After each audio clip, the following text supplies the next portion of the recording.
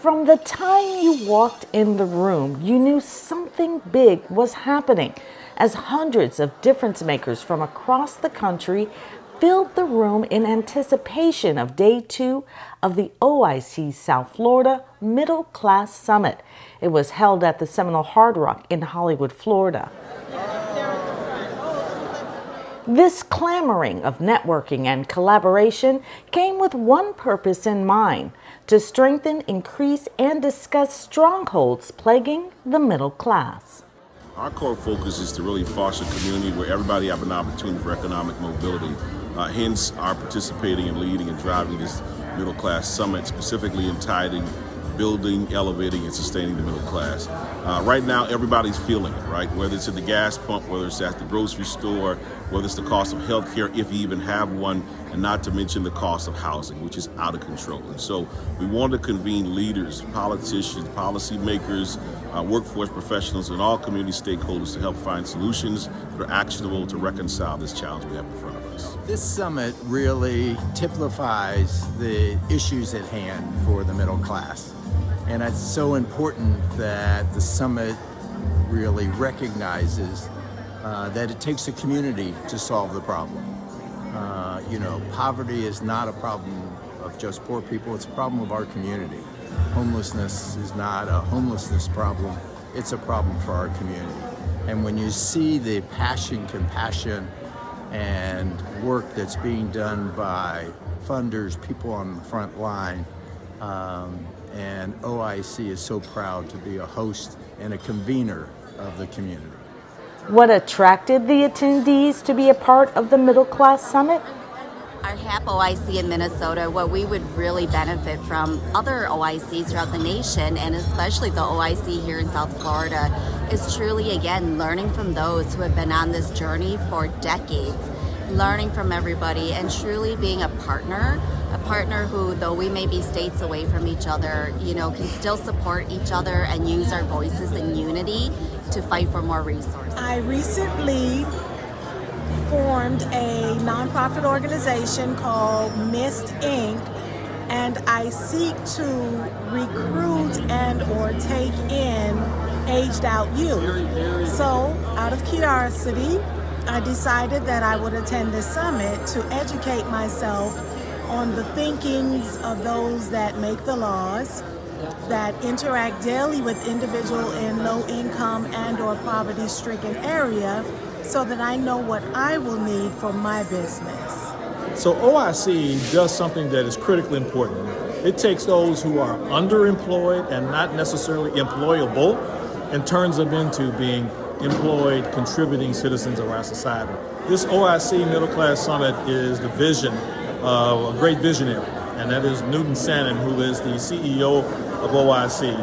And as an ICABA member, he represents exactly what ICABA is all about, and that is getting involved and supporting individuals who are leaders like him to be able to make an impact. And he represents ICABA in the very greatest tradition of what we've built, and we're looking forward to working with him and all the other members who are doing great things like Newton, so that we can take our communities to the very next level of economic empowerment, wealth creation, and leadership. OIC's President Newton Sanon leaving no stone unturned. Hello, I'm Marco Rubio, and it's an honor to represent our great state of Florida in the United States Senate. On the guest list, several members of Congress and local leaders.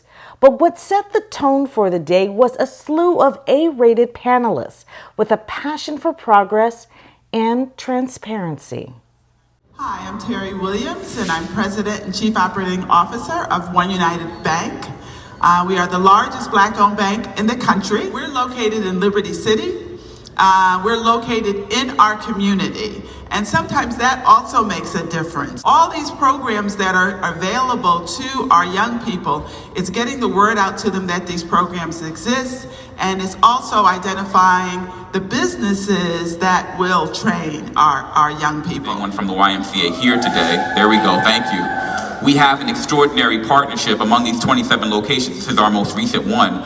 In the heart of Sistrunk, 33311, for those who don't know, highest number of individuals in the state of Florida that are living in poverty under age of 18. We've parked ourselves in 10,000 square feet at this beautiful YMCA facility, and now people will literally look out of their homes and see Broward College.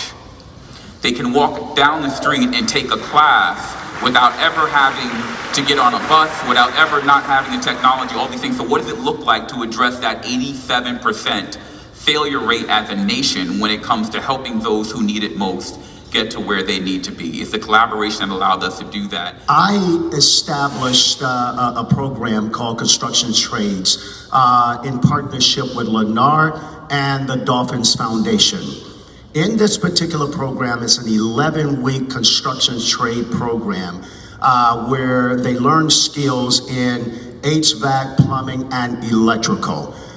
They come out, they are OSHA certified. This program, part of what we're doing is not only helping them, one, position themselves for greater employability, but I want them to learn how to be able to go on and create their own businesses. We ultimately end up with 6 zip codes in Broward County that are our most economically distressed. Between Miami, Broward, and Palm Beach, there were 100,000 young men between the ages of 16 and 24 that were not working and not going to school. Just totally checked out of the system. But how do we go about getting those 100,000 young men, all different races, back into the system and wanting to work? So what I heard was there are a lot of resources. What I don't think I'm hearing, except now, like you just mentioned, that you have a coordinated effort. And I think that's kind of really where some of our energy needs to go. How can we know who's doing what, and how can I intersect with you, right? Now you've told me, I've heard, and how can I intersect with you and you? I already know how we can intersect. So, but how do we intersect, and who's missing from the equation? So while you were thinking or talking, I was thinking, 100,000 fellows, where might they be? Like, where do people collect themselves with regularity? One, I know, is work, right? 2, school. I mean, people go to these 2 places regularly, and they go to houses of worship regularly. So, what role can the faith community play in what we're working on, this skills gap challenge? There were so many astonishing factors and statistics discussed by the panelists that you might not expect impacted the middle class. Then the panel for criminal justice took the stage, which could have had a summit of their own. There was a hush in the room as they began to share, and something special did happen. We are trying to do the things that some of these other offices are now trying to get to do, which is recognize that everybody who breaks the law is not necessarily a criminal. And if somebody's got an underlying mental health problem, drug problem, or some other type of issue, let's deal with that issue to keep them from coming back into the system. One of the primary indicators that a kid was going to end up engaged in criminal behavior, absenteeism from school. You know what the legislature did in its infinite wisdom? They did away with the budget and told us we could not do those programs, and then told us if we used our own funding that we got from them to those programs, they would cut our budget. Is that even the word, when you use the word criminal, or when you use the word felon, right? We have seen by just putting the word illegal in front of someone else that they automatically dehumanizes that individual, and there's less empathy for the plight of people that's trying to come to this country. At the end of the day, every human being that have served their time deserves an opportunity to successfully reintegrate back into their community. Period. Jasmine is 100% right. We have got to do right by the people who are getting out. Because if we want to be safe and we want them to have productive lives, we have got to eliminate so many barriers. There's so many barriers. I can't hire enough people in my office, and yet if I'm going to have them on a job where they're looking at criminal justice system data, they can't have a prior criminal history. So I'm precluded from hiring the type of people that will know how to deal better with my clients than the people who have never been through the system. But I can't hire them. imagine if there was a point in time where my budget could be half, the state attorney budget could be half, because we figured out how to help people in their community without criminalizing their behavior. So I'm happy to say, in that 58,000 square feet facility that's on 5.3 acres of land that we pay $1 a year for, right? We have OIC that has a space in that facility that deal with reentry and training. We have Career Source South Florida that deal with job placement. And then we have the Circle of Brotherhood, right? That had the audacity to be convicted felons to reach out to the major police departments in Miami-Dade County to train them in our facility. So all the cadets that come through the city of Miami and Miami-Dade County Police Department have to come to our facility for a full day of training. So let me leave out the Public Defender's Office. So we train new lawyers in the police office, Public Defender's Office. We train cadets in Miami-Dade County, in the city of Miami, right? So they have to come to our facility and be trained by men who have been incarcerated so they can hear their side of the story. And I'm telling you, when they come there and when they leave, it's a totally different story.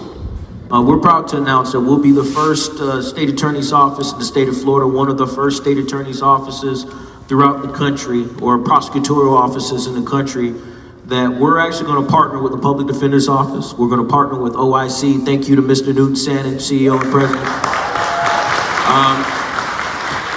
We're creating a diversion program that is going to be geared toward those people that may fall in that gray area. So this program is titled the Economic Empowerment Today Diversion Program, where individuals who commit nonviolent felony offenses, and even some most third-degree offenses, and there will be some second-degree offenses, that we'll allow them to enter into the program, and with partnership with OIC, they'll get vocational training skills, they'll get job placement, and we start them along that line, along that journey of economic empowerment, a sense of worth, a sense of belonging, so they can be productive citizens of society. Yes, there are obstacles. Yes, there are perilous times. Yes, there are folks that are watching and waiting for opportunity to cease and put it all to an end.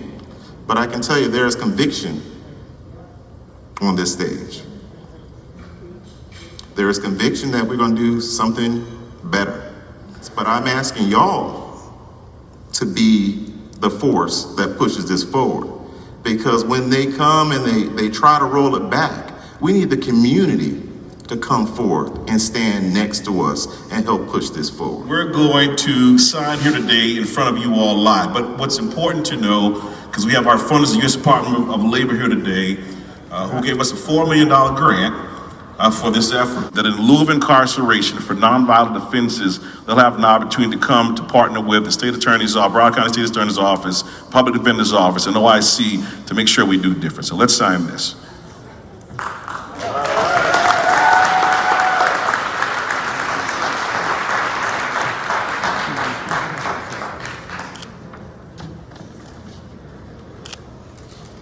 So y'all can see. After that excitement, it was time to fuel up. A lavish meal was spread out in the ballroom and even inside the hallway. There was more than food to digest. It was only halftime, and the OIC would not disappoint. Having immediate exposure while you're young. And most of us also know, if you didn't have a parent or grandparent or immediate relative that was an entrepreneur, we're told K through 12 that it was actually about college. Right. I'm actually from Michigan. You were told K through 12, and my colleague would tell you the same. We were told K through 12 and maybe college, but we were K through 12, go to the factory. No one K through 12 told you about entrepreneurship.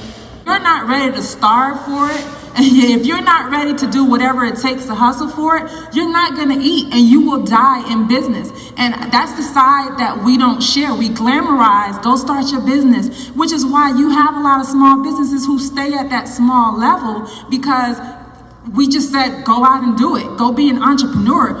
Instead, there's more of us that probably should be focused on entrepreneurship, where in your professional worlds, right, you can be starting up, taking whatever skill set you have in your professional world and doing something in parallel with that, because entrepreneurship is not easy. There's an intention everywhere we go. Who needs our service? You have to understand that. And then what is that overall market? Is there enough money to be made and that you can inject yourself in that market and also make money, even though there are others in that market? So you have to do your research before you just launch your business. We think that it's a responsibility of financial services and financial institutions to create even just basic levels of service where people are not, hit with penalties, overdraft charges, below certain balance charges, things that just don't make any sense, because we know that some people are doing well and some people are living paycheck to paycheck. They shouldn't be penalized just to have a safe place to keep their money. I looked around, I didn't see enough local people attending Bitcoin 2021. I didn't see enough people that looked like me. So I went down to the city of Miami and met with Mayor Suarez and the Venture Miami team. And we was able to create Miami NFT Week. A lot of people don't know that I'm a co-founder of Miami NFT Week. And I did that for people that look like me. And we was able to have an incredible conference. We're coming back this year as well for Tech Week again, Tech Month. To have thousands of people there was great. But to look and see a gentleman from Russia sitting next to a guy with gold teeth and gold chains on his neck, that's what made me feel good. And from that, we now have partnered with Florida Memorial, and we have an innovation tech lab that's opening September 1st. Next year, you'll lead it. You'll be sitting here, and because it's got to come from the community. It can't come from outside. We've had enough attempts at outside, and it just doesn't work. If I'm gonna lead it next year, we gotta have results, people. I mean, everybody. If we're gonna do it, we ain't just talking about it. They call me say do. If we say something, we gonna do it, all right? Yeah. So we need results, all right? Okay, say-do, we're in. For more information on OIC South Florida, go to www.oicsfl.org.